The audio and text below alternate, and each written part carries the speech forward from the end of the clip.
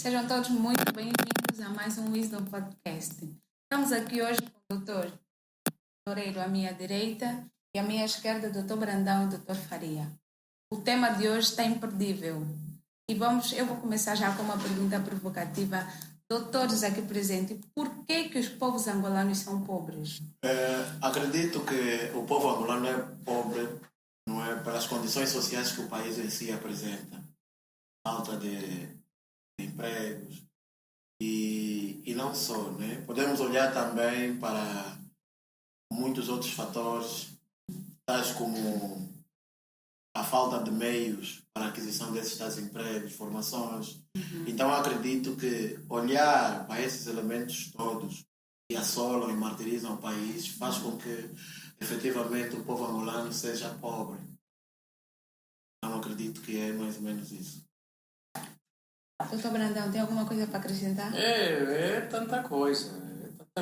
E a pobreza é algo real. É algo real. Lembra-me que ainda na semana passada eu fui ver a minha mãe e ela está ali numa área ladeada de pessoas a viverem uma penúria daquelas, pá. E você vê, quer dizer, você olha para si e diz, bom, eu tenho algum rendimento e às vezes você tem a tentação de se queixar.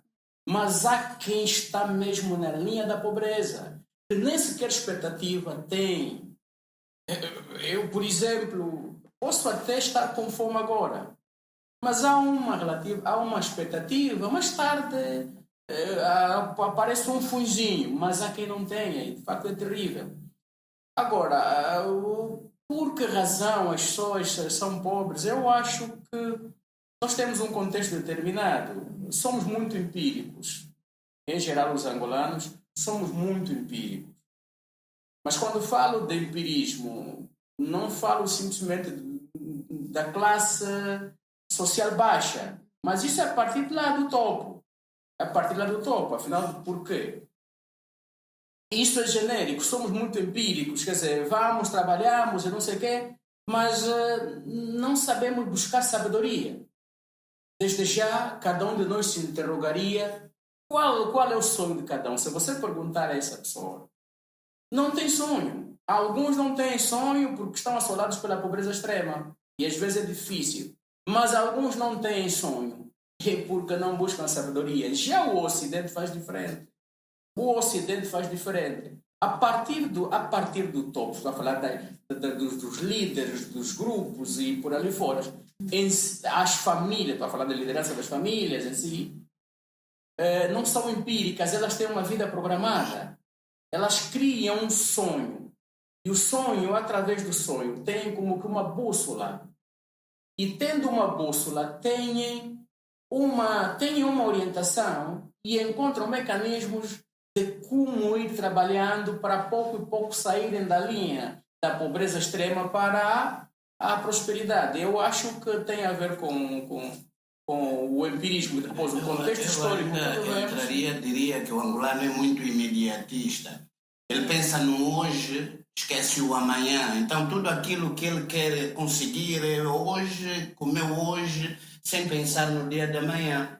Isso é uma das causas também que faz, é mais mentalidade mesmo de pobreza. Então nós devemos desmistificar tudo isso e é aí onde é que a Wisdom entra com o método de criar e atrair a prosperidade, uma maneira de ajudar na preparação para a vida e para o desafio que esse mundo ou essa sociedade vai oferecendo. Mas antes de entrarmos no tema do método próspero, porque eu acredito que ali em casa muita gente está ansiosa para saber o que a Wisdom tem para oferecer realmente. O Dr. Brandão acabou de afirmar que as pessoas só não prosperam por falta de sonho. Eu gostava de saber de vocês se por acaso a pobreza impede o angolano de sonhar. Nós temos muitos angolanos que não têm sonho. E se têm, não alimentam esses sonhos. Será que a pobreza contribui para isso? Olha, na verdade, ela pode contribuir, não é? E como também pode não contribuir. Se olhar, por exemplo, nos dias de hoje, nós vemos muitos nossos irmãos angolanos a emigrarem, não é? À procura de melhores condições de vida. percebe, né? E temos outros angolanos que, para além de não terem acesso à formação, à informação, vão lutando, vão fazendo os core business para ver se vira e consegue ter pelo menos alguma coisa. E note só curioso, houve um tempo quando convocou-se a manifestação, não é a paralisação dos táxis, notou o que aconteceu? Aquilo não foi, foi arruaça, porque o povo tinha fome, o povo tinha sede, o povo estava à procura de meios para a subsistência ou para a sobrevivência. Então, eu acredito que alguns angolanos ainda têm sonhos e outros angolanos já não têm sonhos. E começa a olhar também, por exemplo, para a inflação, não é? Por hoje, aprovou-se o salário mínimo ou salário base, que agora está para 100 mil kwanzas. E note, aprovou-se na função pública e não se aprovou no setor privado. E isso, quando há esse aumento, o que é que cria? Cria dificuldade na aquisição dos bens alimentares, ou seja, dos bens e serviços. Então, podemos olhar, não é, para esses meios ou para esses modos, de modos a que pode fazer com que alguns angolanos tenham sonho e de modos que pode fazer com que alguns angolanos também não tenham sonho. Dito isto. Mas não se esqueça que nem todos aqueles que foram arrombar os estabelecimentos comerciais, se lhes faltava algo para comer. Muitos deles é por falta de caráter. E também é preciso... Isso também é pobreza mental, não é, doutor? Pessoa não virtuosa é difícil. E eu gostaria de saber, na vossa opinião, a pobreza é um ciclo que pode ser quebrado ou nós estamos condenados a viver isso tanto de geração para geração? Eu acredito, não é, plenamente que a pobreza é um ciclo que pode ser quebrado, não é, porque existem meios, métodos e formas de como quebrarmos a pobreza. Não é? E nós, se calhar, podemos olhar para a realidade do antigo jogador que jogou muito no Petro de Luanda, o Avelino Lopes. Ele, na altura, ganhava mais de 18 mil dólares ou ganhava 9 milhões de quase. E hoje em dia, a realidade, ele é um segurança. Percebes? Atualmente, ele é um segurança. Mas segurança de que instituição? De uma instituição, porque pelo simples fato de ele já esteve num nível, não é, pela falta de informação, pela falta de formação, não é, ele não soube como gerir, não soube como manter, não é, a sua estabilidade emocional, financeira, não teve aí um acompanhamento familiar para fazer o aconselhamento e hoje em dia ele está na realidade que se encontra. Podemos encontrar também o Locó, o antigo jogador do Recreativo do Ligolo, que hoje em dia se tornou Kingla, não é, de jogador para Kingla e depois passou a se tornar mecânico, por não ter um acompanhamento, não é, devido de como manusear ou de como ter controle das suas finanças. Então eu acredito que ainda existe sim formas e maneiras de como sairmos da pobreza. Nesse caso eles ficaram desprovidos dessas soluções. Eu, a princípio, pensei que ias dizer ele era um jogador, ganhava X e agora está num patamar mais alto. Mas afinal baixou. Doutor, a pobreza é um ciclo que nós estamos condenados a viver de geração em geração. Podemos quebrar isso? Podemos quebrar, sim, senhor. Mas a gente falaria, é a mentalidade que o povo angolano se debruça por conta das condições. Falaria do salário, da oferta. Como imediatista que eu dizia no princípio, ele chega e cai no vazio existencial, quase que ele quer saber do hoje, tanto é que muitos se dão conta, por conta dessa pobreza, caem em drogas, no alcoolismo. O pouco que ele consegue, ele quer se desanuviar, quer mandar o coração para longe, uma roda quando chega num local, num bar, e se dá conta, é o afundanço da própria vida dele e da sua própria família. Vejam só, é como eu dizia, que nos elementos para o exercício, para a prosperidade, ele não consegue, porque, primeiro, ele não tem assim como o adágio angolano diz, mimar-se a si mesmo, não consegue nem mimar a família, muito menos a própria sociedade. Aqui estamos perante esse desafio que nós devemos arranjar maneira e forma como tal nas outras culturas. Por exemplo, nos países anglo-saxônicos. Nós devemos copiar esse exercício, esse passo a passo para darmos cobro nessa situação. Doutora, a pobreza tem consequências. Epa, desastrosa. Temos visto aqui no nosso dia a dia, cá na Vila de Viana, por exemplo, Sim. quais são as consequências que o doutor nota assim no nosso povo angolano e que muitas vezes pensamos que é algo que vai ser eterno. Eu já ouço muita gente dizer: eu nasci pobre, vou morrer pobre. Quer dizer, está consciente que essa pobreza não pode ser quebrada. Sim, infelizmente a pobreza limita-nos de pensar, limita-nos de ter consciência da possibilidade de passarmos dessa pobreza, de passarmos do estado de pobreza para a abundância, por exemplo.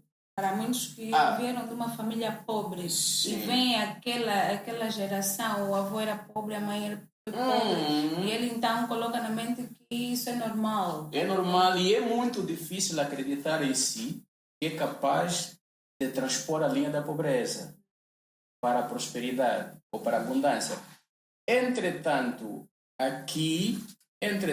isso também tem níveis. Há aqueles que estão na linha da pobreza, estão conformadas ou conformados, já não, como a Bíblia diz, já não acreditam e nem esperam. Mas há aqueles que estão na linha da pobreza e têm um nível de crença. Acreditam, de crença e de esperança. Que É sobre isso que nós devemos falar. A fé, a crença. As crenças limitadas. Exatamente. Sim. Nos outros países, digo assim, naqueles mais desenvolvidos, países do primeiro mundo, será que não existiu pobreza, doutor? Basta a existência do homem, basta a existência do homem na Terra para existir pobreza e abundância.